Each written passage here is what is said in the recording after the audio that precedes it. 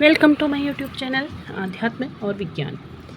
उम्मीद है आपको मेरे पिछले वीडियो पसंद आ रहे होंगे। इसी क्रम में आज मैं आपके लिए लेकर के आई हूँ नंदा देवी की कथा, क्योंकि विद्वानों में इनके बारे में बहुत सारे मतांतर देखने को मिलते हैं, बहुत सारे भ्रम मिलते हैं। इसलिए आज हम इनकी कथा लेकर के आए हैं। इस पर्व को मनाने और इसकी सामाजिक सांस्कृतिक धरोहरों के विषय में हम पिछले वीडियो में बात कर चुके हैं। कहा जाता है कि शक्ति स्वरूपा माँ नंदा को कदली वृक्ष से बनाया जाता है, क्योंकि इसके पीछे भी एक कथा जुड़ी है।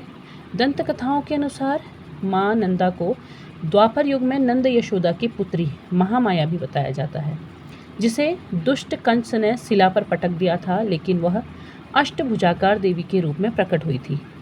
त्रेता युग में नवदुर्गा रूप में प्रकट हुई माता भी वह यही थी।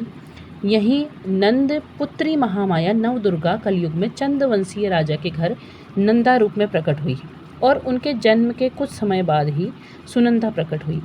राज्यद्रोही षड्यंत्रकारियों ने उन्हें कुटिल नीति अपनाकर भैंसे से कुचलवा दिया था।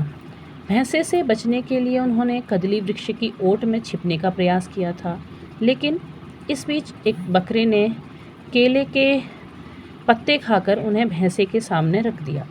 बाद में यही कन्याएं पुनर्जन्म लेते हुए पुनः नंदा सुनंदा रूप में अवतरित हुई और राजद्रोहियों के विनाश का कारण बनी। इसलिए कहा जाता है कि सुनंदा अब भी चंदवंशीय राज परिवार के किसी सदस्य के शरीर में प्रकट अवश्य होती है। इस प्रकार दोनों प्रतिमाओं में एक नंदा और दूसरी सुनंदा है।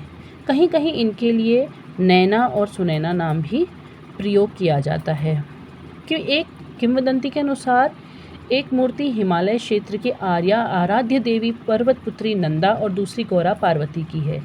इसलिए प्रतिमाओं को पर्वताकार बनाए जाने का प्रचलन है। माना जाता है कि नंदा का जन्म गढ़वाल की सीमा पर अल्मोड़ा जनपद के ऊंचे नंदगिरी पर्वत पर हुआ था।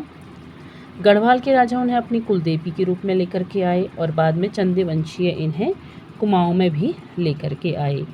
तो नंदा सुनंदा को यहाँ पर को केवल देवी के रूप में नहीं, बल्कि यहाँ की पुत्री के रूप में भी पूजा जाता है, क्योंकि हमारे उत्तराखंड में बेटियों को बहुत अधिक मान दिया जाता है। बेटी पूजने की एक परंपरा भी रही है। इसीलिए माता नंदा को यहाँ की पुत्री के रूप में पूजा जाता है। देवी पार्वती का रूप हम जो पूजते हैं, उन्हें भी यहाँ की बेटी ही माना जाता है। इसीलिए उन्हें भी बेटी के ही रूप में पूजने की परंपरा रही है। नंदा देवी की पूजा तारा शक्ति रूप में भी होती है। इन्हें तांत्रिक रूप में भी पूजा जाता है और सात्विक रूप में भी पूजा जाता है। तो ये एक छोटी सी कथा थी जो नंदा देवी से जुड़ी हुई थी। उम्मीद है आपको ये कथा पसंद आएगी और माता नंदा सुनंदा के इतिहास को जान करके प्रसन्नता होगी, ऐसे मेरा मानना है। यदि आपको वीडियो पसंद आए तो प्लीज़ लाइक करें, शेयर करें और मेरे चैनल को सब्सक्राइब करना ना भूलें। धन्यवाद।